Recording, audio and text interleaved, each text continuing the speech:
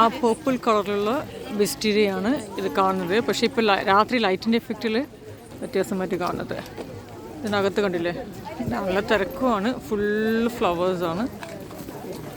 ഫ്ലവേഴ്സിനുള്ളിൽ കൂടിയ ആളുകൾ, ഒറ്റത്തടിയാണ്, വലിയൊരു തടിയുണ്ട് അവിടെ. ആർച്ചും ജനങ്ങളാണ്. ഈ സീസണിൽ ടിക്കറ്റ് എടുത്തിട്ട് വന്നിരിക്കുകയാണ്. നല്ല 2700 ഒരാൾക്ക് ടിക്കറ്റ്. കാണില്ല, ഒറ്റത്തടിയാണിത്. ആ മരത്തിൻ്റെയാണിത് മുഴുവനും. അത് മുഴുവനും ഇങ്ങനെ പടർത്തിരിക്കുകയാണ്. എൻ്റെ കൊമ്പ് കണ്ട മേലെ.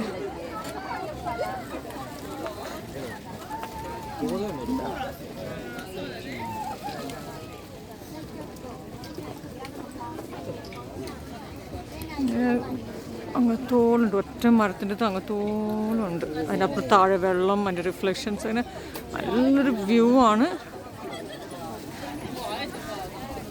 പക്ഷെ ജനങ്ങളെ കൊണ്ട് അത്ര വൃത്തിയിലെടുക്കാൻ പറ്റൂല. ഇത് മാർച്ച് ഏപ്രിലിൽ വന്നാൽ കാണാൻ പറ്റുന്ന, അല്ല മാർച്ചല്ല, ഏപ്രിൽ ലാസ്റ്റ് മുതൽ മെയ് ഫസ്റ്റ് വീക്ക് വരെ ഉണ്ടാകും ഈ വിസ്റ്റീരിയ ഫ്ലവേഴ്സിൻ്റെ ഫീൽഡ്. പക്ഷെ ഇത് കാണാൻ അതിൻ്റെ അടുത്തുള്ള സ്ഥലത്ത് പോകണം. അഷിക്കാക എന്ന് പറഞ്ഞ സ്ഥലമാണ് ഇത്. വേറൊരു വീഡിയോ ഉണ്ട്, പകലിൻ്റെ വ്യൂ. ഇത് രാത്രിത്തെ വ്യൂ ആണ്. ഇതെല്ലാ സ്പ്രിങ്ങിൻ്റെ ഫ്ലവേഴ്സും ഈ ഒരു സ്ഥലത്തുണ്ട്.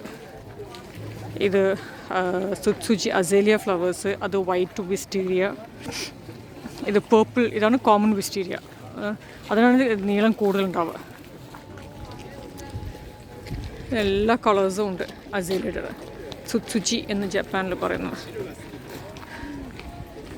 പിന്നെ പല പോപ്പി ഫ്ലവേഴ്സ്, ട്യൂലിപ്സ്, ഇങ്ങനെ എല്ലാ സീസണിൻ്റെ എല്ലാ ഫ്ലവേഴ്സും ഉണ്ട് ഇവിടെ ഇപ്പോൾ.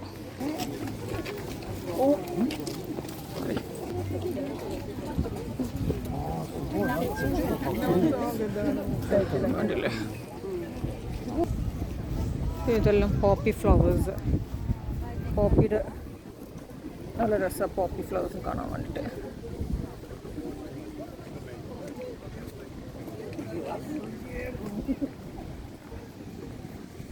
പല അറേഞ്ച്മെൻ്റ് ആക്കിയിട്ട് ആർച്ച് പോലെ, അങ്ങനെ ഭയങ്കര രസമാണ് കാണാൻ.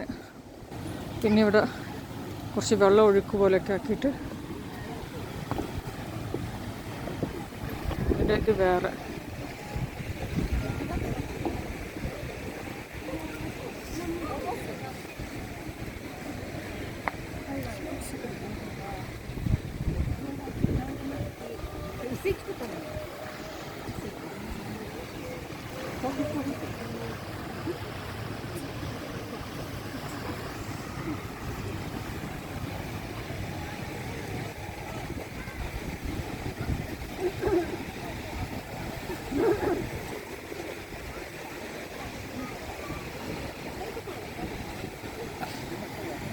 താഴെ ലൂപ്പിനസ് ഫ്ലവേഴ്സ്,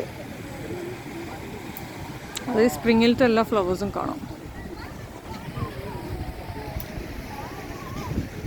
നല്ല കാറ്റുണ്ട് ഇപ്പോൾ.